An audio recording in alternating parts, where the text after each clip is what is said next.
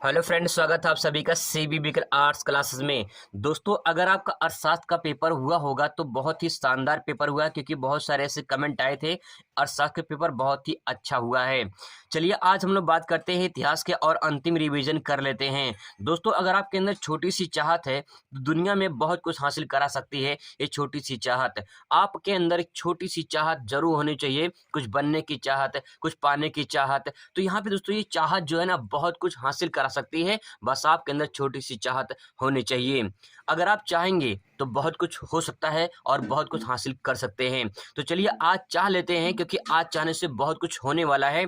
आज अंतिम revision class है, आज आर या पार होगा। चलिए शुरुआत करते हैं सबसे महत्वपूर्ण प्रश्न से। दोस्तों, सबसे पहले बहुविकल्पीय प्रश्न हम लोग यहाँ पे रिवीजन करेंगे। देखिए पहला क्वेश्चन है, यस आर राव द्वारा सन 1955 में किस स्थान का उत्खनन कार्य आरंभ किया गया था? तो लोथल इसका करेक्ट आंसर हो जाएगा। लोथल दोस्तों कई बार मानचित्र में भी पूछा गया है, बहुविकल्प में पूछा गया है और अति लघु में पूछा गया, तो ध्यान रखिएगा। आगे देखिए, किसे मृतकों का टीला कहा जाता है? तो मोहनजोदड़ो को मृतकों का टीला कहा जाता है। मोहनजोदड़ो में उत्खनन आरंभ हुआ था तो 1925 में, ठीक है, ध्यान रखिएगा। मगर मोहनजोदड़ो की खुदाई की बात किया जाए तो जो है 1925 में स्टार्ट हुआ था, ठीक है। अब यहाँ पे अगर पूछ ले कि मोहनजोदड़ो की खोज, तो 1919 जो है 1922 में हुआ था, ठीक है, 1922 में हुआ था। और किसके द्वारा? राखल दास बनर्जी के द्वारा। राखल दास बनर्जी, ठीक है, राखल दास बनर्जी। दोस्तों ध्यान रखिएगा, इंपॉर्टेंट पॉइंट है। उत्खननकर्ता राखल दास बनर्जी के द्वारा 1925 में हुआ था, ठीक है, उत्खनन। और खोज इसकी जो थी वो 1922 में हुई थी। तो दोस्तों ध्यान रखिएगा इस क्वेश्चन को। अगला देखिए, अगला प्रश्न है, लोथल जो है वो स्थित है? तो लोथल कहाँ है? लोथल दोस्तों गुजरात में है, ठीक है, लोथल गुजरात में है। और ये सिंधु घाटी सभ्यता का जो है कहीं न कहीं बंदरगाह था। तो यहाँ पे लोथल गुजरात में है, ये मानचित्र में भी पूछा जाता है और जो है कहीं न कहीं आपको यहाँ पे बहुविकल्प में देखिए पूछा गया है, ठीक है। तो ये आप पॉइंट ध्यान रखिएगा। संस्कृति किस स्थल से मनका बनाने का प्रमाण प्राप्त हुआ है? तो दोस्तों ये जो है चानो होदोड़ से इसके मनके बनाने के साक्ष्य प्राप्त हुए हैं। आगे देखिए, अर्थशास्त्र के लेखक कौन है? तो चाणक्य इसका करेक्ट आंसर हो जाएगा। इंडिका के लेखक कौन है? मेगनेस्थनीज हो जाएगा, ठीक है। अब ध्यान रखिए, दोनों पॉइंट बहुत ही महत्वपूर्ण है, अर्थशास्त्र के बारे में और इंडिका के बारे में पूछ सकता है। आगे देखिए, मेगनेस्थनीज जो चंद्रगुप्त मौर्य के दरबार में आए थे, यानी वो क्या थे? इतिहासकार थे, ठीक है। अगला प्रश्न देख लीजिए, समुद्रगुप्त के प्रयाग प्रशस्ति ने इलाहाबाद स्तंभ लेख की रचना की थी, किसने की थी? तो हरिश्चंद्र ने की थी, ठीक है, हरिश्चंद्र इसमें करेक्ट आंसर हो जाएगा। उसी क्वेश्चन को दोस्तों इस तरह से भी घुमा सकता है, प्रयाग प्रशस्ति की रचना किसने की थी? तो हर्षवर्धन ने की थी। हर्षचरित की रचना की थी, किसने की थी? तो बाणभट्ट ने की थी। महाभारत का मूल भाषा क्या है? संस्कृत में लिखा गया है। महाभारत के रचयिता कौन है? आप सभी को अच्छे से पता हो, वेद व्यास हो जाएगा। आगे देखिए, रज्मनामा युद्धों की किताब फारसी अनुवाद है, किसकी है? महाभारत का है, ठीक है। तो इस तरह से तो ये बहुविकल्पीय क्वेश्चन आपको जरूर तैयार कर लेनी है। अगला प्रश्न देखिए, भगवत गीता सबसे महत्वपूर्ण उपदेशात्मक अंश है, किसका? महाभारत का है। रामायण के रचयिता सभी को अच्छे से पता है, वाल्मीकि। श्रीमद् भगवत गीता महाभारत के किस पर्व का अंश है? तो ये अनुशासन पर्व का। अब दोस्तों कुछ महत्वपूर्ण प्रश्न है, इनको तैयार कर लेते हैं। यहाँ से मैं बता रहा हूँ आपको कि बहुविकल्पीय, अति लघु, मानचित्र के और कहीं न कहीं लॉन्ग क्वेश्चन भी आपको यहाँ देखने को मिल सकते हैं। तो चलिए शुरुआत करते हैं, समझते हैं। पहला क्वेश्चन यहाँ पे देखिए, जैन धर्म की महत्वपूर्ण शिक्षाओं का संक्षेप में लिखिए, अथवा करके पूछ सकता है जैन धर्म की प्रमुख सिद्धांतों का वर्णन कीजिए या विवेचना कीजिए या चर्चा कीजिए। दोस्तों यहाँ पे महत्वपूर्ण है, विशेषताएं भी पूछ सकता है। तो यहाँ पे क्वेश्चन ध्यान से देखिएगा क्या पूछना चाह रहा है। देखिए क्वेश्चन कई बार घुमा देता है, पलट देता है, तो आपको कंफ्यूजन हो जाती है। अगर सेम टू सेम ही क्वेश्चन नहीं पूछा, थोड़ा सा घुमा दिया, तो आप चक्कर में खा जाएंगे कि भाई क्या पूछ रहा है। तो ध्यान से समझने की कोशिश करिएगा कि क्या क्वेश्चन पूछ रहा है, इसके बाद आंसर लिखने की कोशिश करिएगा, ठीक है। अब दोस्तों यहाँ पे मैंने थोड़ा सा इनके बारे में लिख दिया है, जीवन परिचय के बारे में, ताकि आपको आसानी से यहाँ से कुछ क्वेश्चन बहुविकल्पीय में, अति लघु में भी यहाँ से कवर हो जाए। देखिए पहला पॉइंट ये होगा, जैन धर्म के संस्थापक महावीर, ठीक है, जैन धर्म के संस्थापक महावीर को माना जाता है। इनका जन्म कब हुआ था? जन्म 540 ईसा पूर्व में हुआ था। जन्म स्थान कहाँ? जन्म स्थान कुंडग्राम, वैशाली जिला, बिहार। ठीक है। इसके बाद देखिए पिता का नाम सिद्धार्थ था और माता का नाम त्रिशला था। दोस्तों यहाँ से पूछ लेता है कि जो है महावीर के पिता का नाम क्या था? सिद्धार्थ था। माता का नाम त्रिशला था। ठीक है। जन्म कब हुआ था? 500 साल ईसा पूर्व में हुआ था। कहाँ हुआ था? कुंडग्राम, वैशाली, बिहार। ठीक है। तो ये पॉइंट इतना जो है बहुत ही फैक्ट पॉइंट है, इसको आपको ध्यान में रखना है। आगे देखिए इनमें क्या क्या पॉइंट है, क्या क्या शिक्षाएं दी है, क्या क्या विशेषताएं हैं, इसके बारे में थोड़ा सा पढ़ लेते हैं। दोस्तों जो जैन धर्म है, जैन धर्म ईश्वर को सृष्टि की रचयिता एवं पालनकर्ता के रूप में स्वीकार नहीं करता है। पहला फैक्ट पॉइंट दोस्तों नोट करिएगा कि जो जैन धर्म है ये ईश्वर को सृष्टि की रचयिता और पालनकर्ता के रूप में स्वीकार नहीं करता है।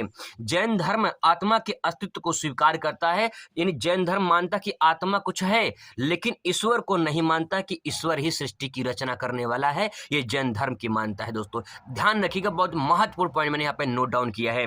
अब यहाँ पे इनकी शिक्षाओं के बारे में दोस्तों आपको लिखना है, क्या क्या जैन धर्म में शिक्षाएं हैं उसके बारे में समझना है। देखिए जैन धर्म के अनुसार संसार दुखों से परिपूर्ण है, मतलब इन्होंने कहा है कि संसार में दुख है। जैसे बौद्ध धर्म में माना गया कि दुख है और दुख का कारण भी है और दुख का निवारण भी है, वैसे जैन धर्म में दोस्तों माना गया है कि संसार दुखों से परिपूर्ण है। भैया सिंपल सी बात है, हर कोई इंसान दुख में है, कहीं न कहीं कोई न कोई दुख देने वाला है। अगर वो दुख में नहीं है तो दूसरा कोई न दुख उसको देने वाला है। इसका मतलब है कि संसार में सारे इंसान दुखी हैं और दुखी में कहीं न कहीं वो परिपूर्ण है, दुखी से भरे पड़े हैं। तो दोस्तों जैन धर्म की मान्यता है कि संसार दुखों से भरा पड़ा है। अगला देखिए, जैन धर्म कर्म का प्रधानता देता है। जैन धर्म जो कर्म आप करेंगे उसको प्रधानता दिया है। जो आप कर्म करते हैं उसी के अनुसार आपकी जिंदगी बनती है, चलती है, तो कर्म को महत्व दिया गया है। तो ध्यान रखिएगा, पहला पॉइंट में संसार में दुख है और दूसरा धर्म इसमें जैन धर्म माना गया है कि कर्म की प्रधानता दिया गया है। दूसरा पॉइंट नोट करेंगे यहाँ पे। अगला पॉइंट दोस्तों ध्यान से देखिए, जैन धर्म पुनर्जन्म में विश्वास करता है। बहुत ही फैक्ट पॉइंट दोस्तों नोट डाउन करिएगा, याद करने की कोशिश करिएगा। जैन धर्म पुनर्जन्म में विश्वास करता है। पहला क्या था? पहला दुख मतलब संसार दुखों से भरा पड़ा है, और दूसरा क्या था? कर्म अच्छा करोगे तो सब कुछ मिलेगा, कर्म। तीसरा पुनर्जन्म। चौथा देखिए, चौथा जैन धर्म में त्रिरत्नों का पालन करना मोक्ष प्राप्ति के लिए आवश्यक बताया गया है। तो जैन धर्म के 3 रत्न कौन कौन से हैं? देखिए यहाँ पे मैंने नोट डाउन कर दिया है। जैन धर्म के 3 रत्न आपको अलग से दोस्तों पूछ सकता है। सम्यक ज्ञान, सम्यक दर्शन और सम्यक चरित्र।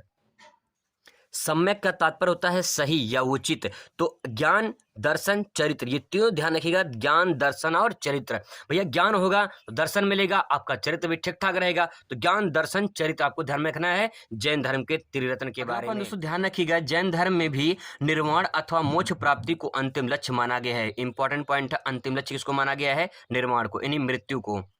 आगे देखिए, जैन धर्म अहिंसा पर अधिक बल देता है। जैन धर्म भी चाहता है कि जो है अहिंसा हो, हिंसा ना हो, क्या हो? अहिंसा हो, हिंसा नहीं करना चाहिए। ये जैन धर्म में अधिक बल दिया गया है। अगला पॉइंट ये है, जैन धर्म वर्ण व्यवस्था को स्वीकार नहीं करता है। किसको? वर्ण व्यवस्था को स्वीकार नहीं करता है। अगला पॉइंट देख लीजिए यहाँ पे, जैन धर्म में ईश्वर के स्थान पर तीर्थंकर को अगला पॉइंट दोस्तों यहाँ पे ध्यान रखिएगा, जैन धर्म में ईश्वर के स्थान पर जो तीर्थंकर होते हैं उनकी जो है पूजा की जाती है। जो तीर्थंकर, तो इसे प्रथम 24वें 23वें तीर्थंकर पूछा जाता है। तो यहाँ पे जो है तीर्थंकर को जो है वो कहीं न कहीं उसमें पूजा जाता है जैन धर्म में। अगला प्रश्न देख लीजिए, जैन धर्म में वेदों में विश्वास नहीं करता है। जो यजुर्वेद, ऋग्वेद, अथर्ववेद, सामवेद हैं, इनमें विश्वास नहीं करता है। दोस्तों ये कुछ महत्वपूर्ण पॉइंट है, महत्वपूर्ण विशेषताएं हैं, महत्वपूर्ण शिक्षाएं हैं, जिन्हें आपको जैन धर्म में समझ लेना है। एक बार बस आगे आपको आसानी से इसको कर पाएंगे। जिस प्रकार से दोस्तों आपने जैन धर्म को तैयार किया है, उसी प्रकार से बौद्ध धर्म को थोड़ा सा रिविजन कर लेते हैं, क्योंकि यहाँ से क्वेश्चन बनने के चांस हैं। क्वेश्चन है, बौद्ध धर्म के प्रमुख सिद्धांतों का वर्णन कीजिए अथवा गौतम बुद्ध की शिक्षाओं का वर्णन कीजिए। इसकी विशेषताओं के बारे में यहाँ से पूछ सकता है, तो विशेषताएं भी आपको यही लिखना होगा। गौतम बुद्ध के बारे में थोड़ा सा मैंने यहाँ पे लिख दिया ताकि यहाँ पे जो है आपके अति लघु बहुविकल्पीय और मानचित्र के प्रश्न यहाँ पे आसानी से बन जाएं। देखिए पहला क्वेश्चन है, ये हो चुका है। गौतम बुद्ध का वास्तविक नाम क्या था? सिद्धार्थ नाम था। ठीक है, ये ध्यान रखिएगा कि गौतम बुद्ध के वास्तविक नाम नहीं, बचपन का नाम क्या था? सिद्धार्थ नाम था। जन्म इनका 563 ईसा पूर्व में। जन्म स्थान कहाँ पे? लुम्बिनी में, नेपाल में पड़ता है लुम्बिनी। पिता का नाम शुद्धोधन और माता का नाम महामाया था। दोस्तों ये क्वेश्चन पूछ सकता है, इसीलिए मैंने महत्वपूर्ण पॉइंट यहाँ पे सेलेक्ट करके यहाँ पे लिख दिया है। आगे देखिए, गृह त्याग के जब गौतम बुद्ध ने गृह त्याग किया था तो इनकी जो घटना होती है वो क्या कहलाती है? महाभिनिष्क्रमण कहलाती है। ये पॉइंट ध्यान रखें, बहुत ही महत्वपूर्ण है कि महाभिनिष्क्रमण क्या है। तो आप ध्यान रखिएगा, गृह त्याग को, घटना को बौद्ध धर्म में महाभिनिष्क्रमण कहा गया है। आगे देखिए, प्रथम उपदेश की घटना क्या कहलाती है? जो गौतम बुद्ध ने प्रथम उपदेश दिया था वो सारनाथ वाराणसी में, वहां पे उसको कहा जाता है धर्म चक्र परिवर्तन। धर्म चक्र परिवर्तन क्या होता है? अगर आपसे पूछता है तो आप लिखेंगे प्रथम उपदेश की घटना ही धर्म चक्र परिवर्तन कहलाता है। इसके बाद दोस्तों ध्यान रखिएगा, मृत्यु की घटना को बौद्ध धर्म में महापरिनिर्वाण कहा जाता है। तो आपसे पूछ लेगा गौतम बुद्ध का निर्वाण या महापरिनिर्वाण कहाँ हुआ था? तो कुशीनगर में हुआ था। इसके बाद दोस्तों यहाँ पे देखिए फैक्ट पॉइंट है, बुक इनके बारे में लिखा गया है light of Asia. Light of Asia जिसे एशिया के ज्योतिपुंज के रूप में जाना जाता है, लेखक दोस्तों हैं एडविन अर्नाल्ट। एडविन जो है, अर्नाल्ट जो है, इनके लेखक हैं। ये बहुत ही महत्वपूर्ण दोस्तों पॉइंट आपको ध्यान में रखना है। इसके बाद दोस्तों यहाँ पे कुछ स्थान हैं, जैसे इनका जन्म, इनकी मृत्यु, प्रथम उद्देश्य और ज्ञान प्राप्ति। जन्म लुम्बिनी में, मृत्यु कुशीनगर में, प्रथम उद्देश्य वाराणसी सारनाथ में और ज्ञान प्राप्ति बोधगया बिहार में निरंजना नदी के तट पर हुआ था। दोस्तों सबसे ज्यादा जो इन्होंने उपदेश दिया था वो श्रावस्ती में दिया था। कहाँ पे? श्रावस्ती में दिया था। और ये श्रावस्ती नेपाल का बॉर्डर है और ये जो है यूपी में पड़ता है। दोस्तों ये कुछ महत्वपूर्ण पॉइंट है जिसे मैंने नोट डाउन कर दिया है। अगर आप इसको तैयार कर लेते तो यहाँ से क्वेश्चन आपको पक्का देखने को मिल जाएंगे। अब दोस्तों आगे पढ़ लेते हैं बौद्ध धर्म की प्रमुख शिक्षाएं या विशेषताएं। देखिए, महात्मा के 4 आर्य सत्य थे। महात्मा यानी गौतम बुद्ध को, ठीक है। अब दोस्तों बौद्ध धर्म की प्रमुख विशेषताएं या शिक्षाएं के बारे में चर्चा कर लेते हैं। देखिए, बुद्ध के 4 आर्य सत्य थे जिस पर अधिक बल दिया गया है। तो 4 आर्य सत्य क्या थे? शुरुआत हो जाती है शिक्षाओं के बारे में। अब देखिए यहाँ से पहला इसमें पॉइंट में कहा गया है दुख ही जीवन का सत्य है। मतलब कि जीवन में क्या है? दुख है। जैसे जैन धर्म में मैंने बताया था आपको कि संसार में दुख है, तो वही पॉइंट दोस्तों यहाँ भी कहा गया है कि दुख ही जीवन का सत्य है, यानी जीवन में क्या है? दुख है। अगला पॉइंट कहा गया है दुख का कोई कारण अवश्य है, बिना कारण के दुख नहीं है। तो पहला पॉइंट दोस्तों इसमें ये हो जाएगा कि दुख ही जीवन का सत्य है, यानी जीवन में दुख है और दुख का कारण भी है। ये दूसरा पॉइंट हो जाएगा। और तीसरा पॉइंट हो जाएगा दुख का नाश संभव है। भैया अगर दुख का कारण है तो उसे नाश किया जा सकता है। अब सवाल ये है कि कैसे? तो दुख का निवारण का मार्ग अष्टांगिक मार्ग बताया गया है। तो यहाँ पे दोस्तों ध्यान रखिएगा, ये अष्टांगिक मार्ग बहुत ही महत्वपूर्ण है। मैं पूरी क्वेश्चन को आपको आसानी से याद हो जाए। दुख का जो निवारण का मार्ग बताया गया है वो अष्टांगिक मार्ग है। इसमें देखिए पहला है दृष्टि, यानी सम्यक दृष्टि, सम्यक संकल्प, सम्यक वाक, सम्यक कर्म, सम्यक आजीविका, सम्यक व्यायाम, सम्यक स्मृति और सम्यक मन। अब दोस्तों यहाँ पे थोड़ा सा इमेजिन करिए, कोशिश करिएगा और कहानी की तरह इसको रिलेट करते हैं। देखिए, सम्यक को छोड़ दीजिए तो आप दृष्टि को ध्यान रखिए। दृष्टि, अगर आपकी दृष्टि अच्छी होगी, दृष्टि का तात्पर्य है कि आपका देखने का नजरिया अगर अच्छा होगा, ठीक है, तो आप एक संकल्प लीजिए कि मुझे दुनिया को सही तरीके से देखना है, गलत तरीके से नहीं देखना है। देखिए, दृष्टि यानी देखने का अगर नजरिया आपका ठीक ठाक है तो आप संकल्प लीजिए मैं सही चीज सही देखूंगा, गलत चीज नहीं देखूंगा। संकल्प लीजिए आप। अगर संकल्प ले लेंगे तो आपकी वाक, आपकी वचन दोस्तों बहुत अच्छी होगी, क्योंकि आप सही देख रहे हैं तो सही बोलेंगे। आपका वचन बहुत अच्छा हो जाएगा क्योंकि आपकी दृष्टि अच्छी है। आपकी दृष्टि जब अच्छी है तो आप संकल्प लीजिए कि आप सही देखेंगे, समाज को गलत तरीके से नहीं देखेंगे। अगर आप समाज को गलत तरीके से नहीं देखते हैं, संकल्प लीजिए। अगर संकल्प अच्छा सा ले लेते हैं, सही देखते हैं, तो सही दोस्तों वाक करेंगे, सही बोलेंगे, सही वचन आपका होगा। और वचन जब आपका अच्छा होगा, आपकी वाणी अच्छी होगी, तो आपके कर्म भी बहुत अच्छे होंगे, क्योंकि कर्म आपकी वाणी पर निर्भर करती है। तो कर्म कैसा होगा वो आपकी वाणी पर निर्भर करती है कि आप जैसा बोलोगे वैसा कर्म करोगे, जैसा कर्म करोगे वैसा बोलोगे। दोस्तों कर्म अच्छी है तो आपकी आजीविका यानी आपकी जो जीविका है वो भी अच्छी होगी, ठीक ठाक होगा। और अच्छी खासी आप व्यायाम भी करेंगे, और व्यायाम करेंगे तो आपकी स्मृति, आपका मन, आपका चिंतन, आपका मन सब कुछ ठीक ठाक रहेगा। अगर दोस्तों से कहानी की तरह समझने की कोशिश करेंगे तो आप आसानी से याद कर पाएंगे कि दृष्टि अच्छी है तो आप अपने आप में संकल्प लीजिए कि मुझे दुनिया को, संसार को सही तरीके से देखना है। अगर दोस्त संकल्प ले लिए कि सही तरीके से देखना है तो आप सही देखोगे तो सही बोलोगे भी, क्योंकि वाक आपका वचन अच्छा होगा। जब वचन अच्छा होगा तो कर्म भी अच्छा होगा, और कर्म अच्छा होगा तो आजीविका भी अच्छी होगी। अगर आजीविका अच्छी होगी तो व्यायाम वगैरह करेंगे तो आपकी स्मृति अच्छी हो जाएगी, और स्मृति अच्छी हो जाएगी तो भैया मन आपका बिल्कुल साफ हो जाएगा। इसके बाद दोस्तों सबसे महत्वपूर्ण पॉइंट यहाँ पे नोट डाउन कर देंगे, इसके त्रिपिटक जो बौद्ध धर्म के ग्रंथ हैं, ये त्रिपिटक देखिए, विनय पिटक, सुत्त पिटक, अभिधम्म पिटक, ये 3 पॉइंट दोस्तों बहुत ही महत्वपूर्ण है। पूछ सकता है कि बौद्ध धर्म के त्रिपिटक क्या है, तो त्रिपिटक यही है, विनय पिटक, सुत्त पिटक, अभिधम्म पिटक। इसको थोड़ा सा आप रिलेट करिए, आसानी से फनी तरीके से करिए। देखिए, विनय नाम का आपका दोस्त है, विनय आपका दोस्त है, अपने दोस्त से कह रहे हो विनय, विनय पटक, सुता के पटक, अरे सुता के पटक, धम्म से पटक। दोस्तों इसको ऐसे भी याद कर सकते हैं, विनय पटक, सुता के पटक और धम्म से पटक। तो विनय पीटक, सुत पीटक और अभिधम्म पीटक। दोस्तों अगला पॉइंट नोट डाउन करें, बहुत ही महत्वपूर्ण प्रश्न है, स्तूप क्यों और कैसे बनाए जाते थे, अथवा स्तूप से आप क्या समझते हैं, स्तूप की संरचना पर टिप्पणी लिखिए। यानी स्तूप के बारे में आपसे सवाल पूछा जाएगा तो आप क्या लिखेंगे। देखिए पहले हेडिंग डालेंगे स्तूप, महात्मा बुद्ध से जुड़े अवशेषों जिसमें उनकी अस्थियां तथा उनके प्रयोग में लाई गई वस्तुओं को बुद्ध से जुड़े स्थल पर गाड़कर एक टीले की संरचना बना दिया जाता था, जिसे स्तूप कहा जाता है। दोस्तों बहुत ही सिंपल पॉइंट ये है कि जो बुद्ध थे, महात्मा बुद्ध थे, इनके जो अवशेष थे, इनकी अस्थियां, इनका और इनके प्रयोग में लाई जाने जो वस्तु थी, जैसे जब कोई व्यक्ति की मृत्यु हो जाती है तो उसके जितने सामान वगैरह होते हैं उसको जो है एक गट्ठर बना के जो है ले जाके कहीं गाड़ देते हैं या पे कहीं जाके फेंक देते हैं। तो वैसे यहाँ भी की जाती थी कि इनके प्रयोग में लाई जाने वाली वस्तुएं और इनकी कुछ अस्थियां जो थी, इनको जो है इनसे जुड़े स्थल पर जो है गाड़कर एक टीले के रूप में संरचना दी जाती थी। जैसे एक टीला बना दिया जाता था ऐसे टीला के रूप में, ऐसे, ठीक है, ऐसे टीला बन जाता था। तो जो टीला बनता था इसी को क्या कहा गया, इसी को दोस्तों स्तूप कहा गया। ठीक है, इसी को क्या कहा गया, इसी को कहा गया स्तूप की संरचना दी गई। ठीक है, आगे देखिए इसकी क्या क्या पॉइंट लिख सकते हैं यहाँ पे। इसकी जो है स्तूप क्यों बनाए जाते थे, क्या कारण था बनाने का। देखिए, स्तूप को बुद्ध और बौद्ध धर्म के प्रतीक के रूप में जाना जाता है। अशोक ने बुद्ध के अवशेषों को सभी महत्वपूर्ण शहरों में बांटकर उनके ऊपर स्तूप बनाने का आदेश दिया था। किसने, अशोक ने। जैसे कि आपने सांची के स्तूप के बारे में सुना होगा, सारनाथ का स्तूप सुना होगा, है ना। ये सब जो है कहीं न कहीं इनके अवशेष को बनाने, अवशेषों को जो है अलग शहरों में बांट करके इनके स्तूप की संरचना के रूप में बना दिया गया। दोस्तों अगर थोड़ा सा कीवर्ड आपको मिल जाएगा, थोड़ी सी कहानी अगर आप अपने तरह से ऐड कर देंगे तो आपका परफेक्ट आंसर हो जाएगा। अगला क्वेश्चन देख लेते हैं यहाँ पे, उत्तर वैदिक कालीन धर्म की 2 विशेषताओं को बताइए।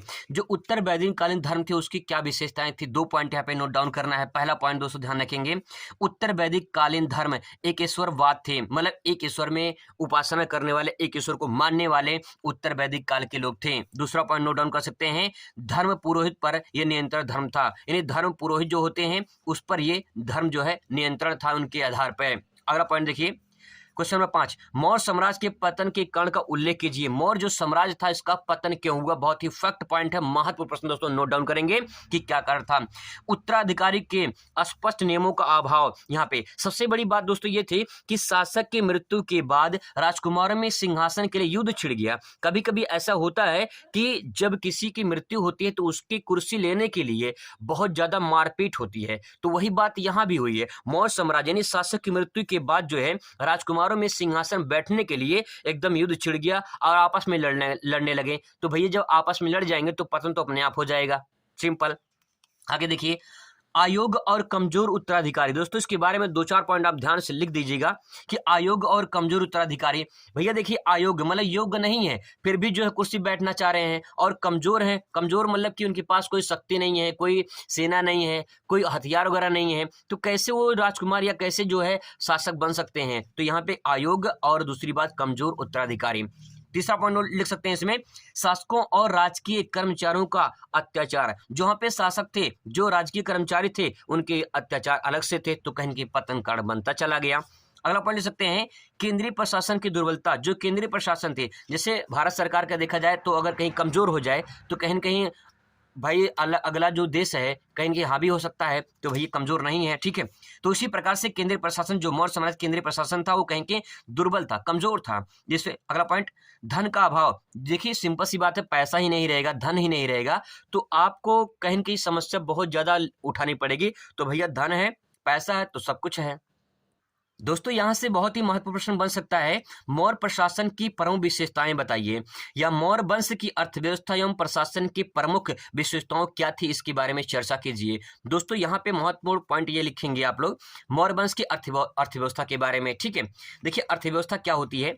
मौर्य काल में राज्य की आय का प्रमुख स्रोत कृषि था। सबसे महत्वपूर्ण प्रश्न ये है कि मौर्य साम्राज्य की अर्थव्यवस्था कैसे तय होती थी, तो वहां का जो मुख्य आय का स्रोत था क्या था, कृषि था। तो आप पहला पॉइंट लिख सकते हैं कि मौर्य साम्राज्य की जो आय का स्रोत था वो क्या था, कृषि था। दूसरा पॉइंट, बाजार में बिकने वाली वस्तुओं से बिक्री कर, जो बाजार में वस्तु बेची जाती हैं उससे बिक्री कर लेते थे, तथा नगर में बिकने वाली वस्तु को चुंगी कर, चुंगी लगता है ना जो टैक्स वगैरह लगता है, चुंगी लगता है, तो उसी प्रकार से जो है नगरों में जो वस्तु बिकती थी उससे चुंगी कर लिया जाता था, और जो बाजार में बिकती थी उससे बिक्री कर लिया जाता था, ताकि उनकी अर्थव्यवस्था आसानी से चल सके। अगला पॉइंट, मौर्य वंश की अर्थव्यवस्था राज्यों में उनके कार्यों के अनुसार बटी होती थी। तो जो मौर्य वंश थे उनकी अर्थव्यवस्था उनके राज्यों के कार्य के अनुसार बटी हुई थी। अगला पॉइंट दोस्तों में मौर्य प्रशासन की प्रमुख विशेषताएं ले सकते हैं। केंद्रीय प्रशासन कैसी थी वहां पे, स्थानीय प्रशासन कैसी थी, नगरीय प्रशासन कैसी थी, और जो है प्रांतीय प्रशासन कैसी थी, सैन्य प्रशासन कैसा था, न्याय प्रशासन कैसा था, राजस्व प्रशासन कैसा था, और गुप्तचर प्रशासन कैसा था।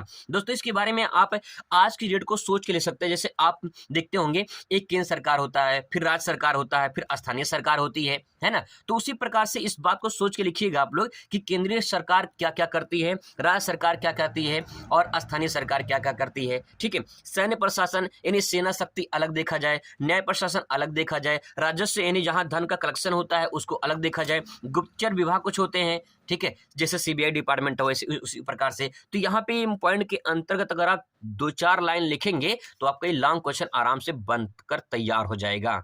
अगला प्रश्न दोस्तों यहाँ पे देखिए, बहुत ही महत्वपूर्ण प्रश्न है, महाजनपदों की प्रमुख विशेषताओं का वर्णन कीजिए, अथवा महाजनपदों की विशिष्ट अवलक्षणों का वर्णन कीजिए। देखिए क्वेश्चन दोनों में बहुत डिफरेंट है, लेकिन आंसर दोनों एक ही है। अगर विशेषता पूछे तब भी आंसर ये होगा, अभिलक्षण के बारे में पूछे तब भी आंसर यही होगा। बस अंतर इतना है कि इन दोनों में जो है अलग अलग क्वेश्चन दिखाई दे रहे हैं। पहला पॉइंट नोट डाउन करेंगे इसमें, देखिए बहुत सिंपल तरीके से, महाजनपदों के बारे में आपने पढ़ा होगा ना, महाजनपद की संख्या कितनी थी, 16 महाजनपद के बारे में चर्चा की जा रही है यहाँ पे।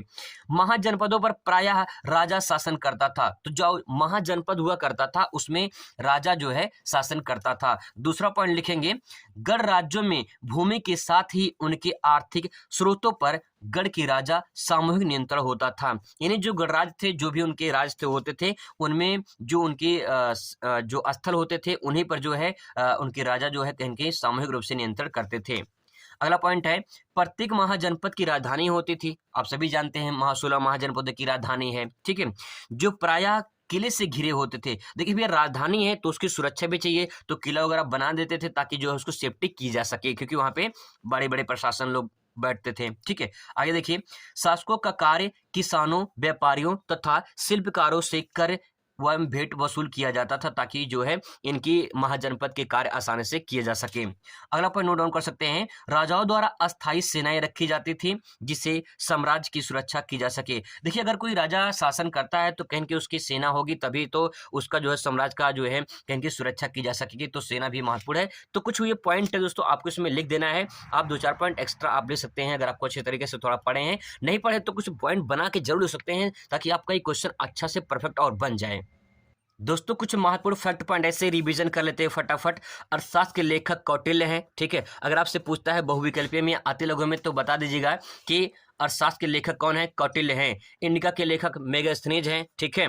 प्रयाग प्रशस्ति की रचना हरिश्चंद्र ने किया है। महाभारत के युद्ध को धर्मयुद्ध कहा जाता है, महाभारत के युद्ध को धर्मयुद्ध कहा जाता है। खालसा पंथ के संस्थापक गुरु गोविंद सिंह हैं, ठीक है। सांची की खोज 1818 में की गई थी, और कहाँ पे है ये, एमपी में है, ठीक है। आगे देखिए, महावीर स्वामी का जन्म 540 ईस्वी में हुआ था। और 15 क्वेश्चन देखिए, जैन धर्म के तीर्थंकर जो थे वो महावीर थे, ठीक है, और 23वें जो थे वो पार्श्वनाथ थे, और जो प्रथम थे वो ऋषभदेव थे। यहाँ से बहुत ही महत्वपूर्ण प्रश्न दोस्तों बन सकता है कि पहले कौन थे, ऋषभदेव, 24वें कौन थे, महावीर, 23वें कौन से थे, पार्श्वनाथ थे। प्रश्न दोस्तों ध्यान देंगे, मोहनजोदड़ो की कुछ विशेषताओं का वर्णन कीजिए। हड़प्पा सभ्यता के प्रमुख विशेषता का वर्णन कीजिए। इसी क्वेश्चन को ऐसे भी पूछा जा सकता है, यानी सिंधु घाटी सभ्यता के विशेषता के बारे में आपसे पूछा जाएगा तो आप आंसर देंगे। हड़प्पा सभ्यता में मोहनजोदड़ो सर्वाधिक प्रसिद्ध पूरा स्थल है। यदि सबसे पहले खोजा गया स्थल कौन सा था? हड़प्पा। ठीक है, हड़प्पा दोस्तों सबसे पहले खोजा गया था। ठीक है, लेकिन मोहनजोदड़ो जो था वो बहुत ही प्रसिद्ध स्थल माना जाता है। देखिए, मोहनजोदड़ो की जो बस्ती थी वो दो भागों में बटी थी। बस्ती, एक निचला शहर हुआ करता था, दूसरा दुर्ग हुआ करता था जिसे किला कहते हैं। जैसे देखिए ये पहाड़ी है, तो पहाड़ी पे जो नीचे होता था उसे निचला शहर कहते थे, और जो ऊपर होता था उसे दुर्ग कहते थे। ऊपर जो होता था यहाँ पे राजा महाराजा शासक बैठते थे, और यहाँ पे जो है उनके जो समाज के लोग रहते थे, सैनिक लोग रहते थे, ये निचले शहर में विराजमान होते थे। ठीक है, अब इसकी प्रमुख विशेषताएं देखिए। सिंधु घाटी सभ्यता या हड़प्पा सभ्यता की विशेषताएं क्या थी? पहला पॉइंट नोट डाउन कर सकते हैं कि नियोजित शहर। देखिए, जैसे आज के में शहर हैं वैसे सिंधु घाटी सभ्यता में शहर देखने को मिलते हैं। तो ये शहरी व्यवस्था थी। कैसी व्यवस्था थी? शहरी व्यवस्था थी। तो दोस्तों यहाँ पे ध्यान रखिएगा कि आज के जो शहर हैं उसी प्रकार से हड़प्पा सभ्यता में या सिंधु घाटी सभ्यता में शहर देखने को मिलते हैं। जैसे आज के में जल निकासी की उत्तम व्यवस्था है, उसी प्रकार से सिंधु घाटी सभ्यता में जल निकासी की उत्तम व्यवस्था थी। नाले वगैरह आराम से अच्छे से बने होते थे। हालांकि आज के में तो कूड़े करकट भरे रहते हैं नाले में, लेकिन वहां पे अच्छी व्यवस्था, उत्तम व्यवस्था होती थी। अगला पॉइंट, विस्तृत सड़क निर्माण। यहाँ पे दोस्तों देखा जाए जैसे सड़क निर्माण, हाईवे बन रहा है आज की डेट में, वैसे ही वहाँ पे अच्छी खासी जो है सड़क थी। वहाँ पे हाईवे तो नहीं थी, लेकिन अच्छी खासी सड़क थी जिससे आसानी से लोग अपने स्थान से दूसरे स्थान पर जा सकें। इसके बाद दोस्तों विशाल स्नानागार एवं अन्नागार। देखिए, बहुत बड़ा क्षेत्र था जहाँ पे लोग आके स्नान कर सके। अन्नागार एक बहुत विशाल जो है क्षेत्र था जिसमें अन्न का भंडार किया गया था, तो विशाल स्नानागार और अन्नागार था। सावधान की अच्छा खासी वहाँ पे प्रक्रिया थी। और उसके बाद देखिए मनके बनाने की प्रक्रिया। ठीक है, वस्तु एवं आभूषण, अच्छे खासे वस्तु आभूषण लोग पहनते थे। व्यापार और पशुपालन किया जाता था।